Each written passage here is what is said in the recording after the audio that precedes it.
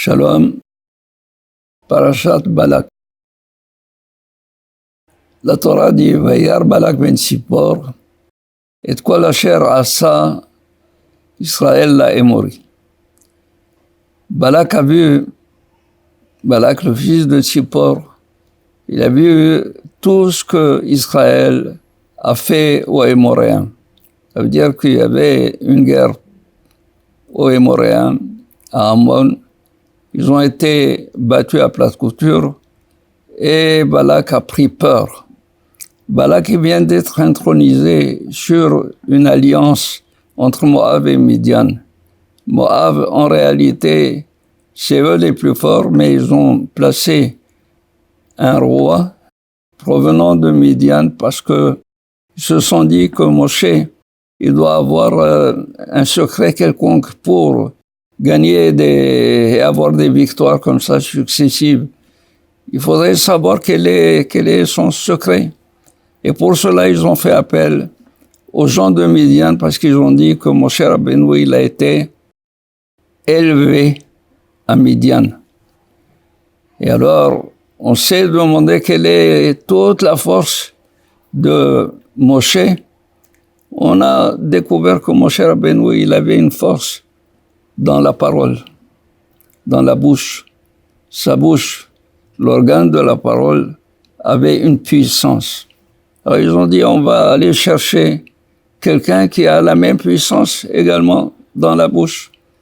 Et Balak a envoyé chercher Bilaam ben Beor. Bilaam ben Beor, les Hachamim ont dit dans Sanhedrin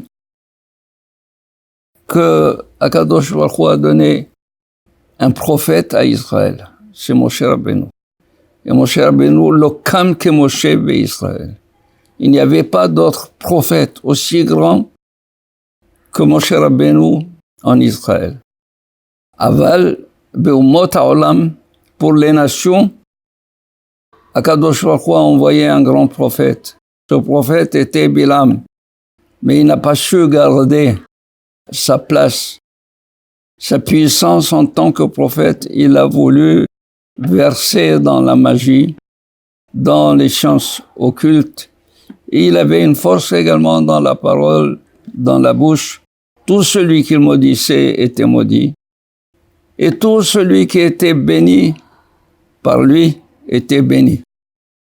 Et Balak a envoyé chercher Bilaam, Pétora, Aram Naharaim, depuis la Mésopotamie jusqu'à Midian au sud. Pourquoi? Pour maudire Am Israël.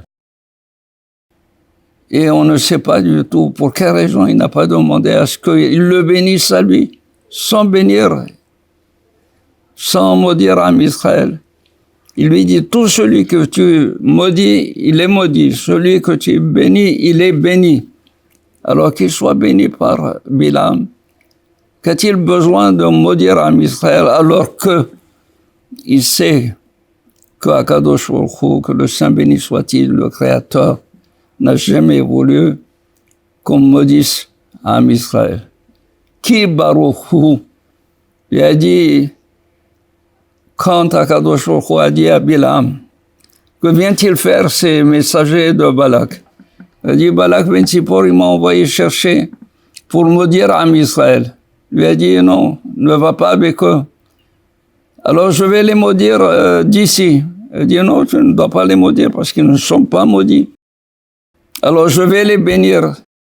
Akadosh Baruch Hu lui dit, tu n'as pas besoin de les bénir, ils sont déjà bénis. Et voilà que Bilam s'est entêté. Il a voulu partir. Il voulait, parce qu'il a été appelé, tenté par l'argent, par les cadeaux que Balak ben Tzipor allait lui faire, et il a tenu à ce qu'il parte. Et Akadosh Baruch Hu a cédé à un certain moment, il lui a dit, Lech imahem, va avec eux, va avec les messagers de Balak. Tu auras la même fin qu'eux.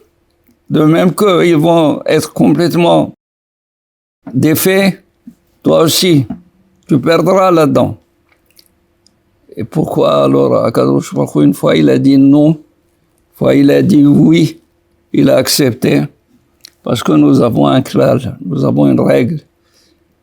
Basher ha'adam rotze lalechet ba molechem oto. Bederech she'adam rotze lalechet. Le chemin qu'un homme veut prendre, qu'il soit bon, alors on l'aide. On l'aide à aller jusqu'au bout, dans le chemin bon, du bien. Mais quand c'est le chemin du mal, Kadosh Baruch Hu lui dit, je te laisse, vas-y. C'est toi qui as choisi. Potimlo, on lui ouvre la voie.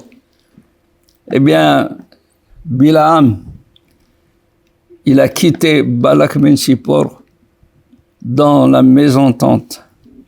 Il pensait pouvoir maudire, il pensait pouvoir essayer de tromper un petit peu la vigilance du Créateur pour pouvoir placer une malédiction à Am Israël. Et à Am Israël, on dit que Bilaam ben Beori connaissait la minute à laquelle l'Éternel s'énervait dans la journée. Qu'est-ce qu'il peut dire en moins de quelques secondes?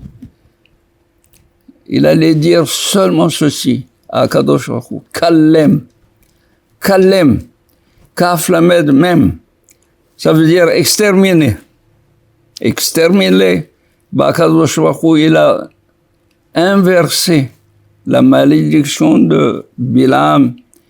Au lieu de Kalem, le même qui est à la fin est venu en début, le Chav est venu à la fin, c'est devenu Melech. Melech, le peuple d'Israël est Melech au droite, Melech, beau, le roi du monde. Et là-dedans, il l'assiste, il le protège. Et Balak et Bilaam se sont quittés, complètement fâchés, complètement désunis. Il est parti, mais pas avant de lui laisser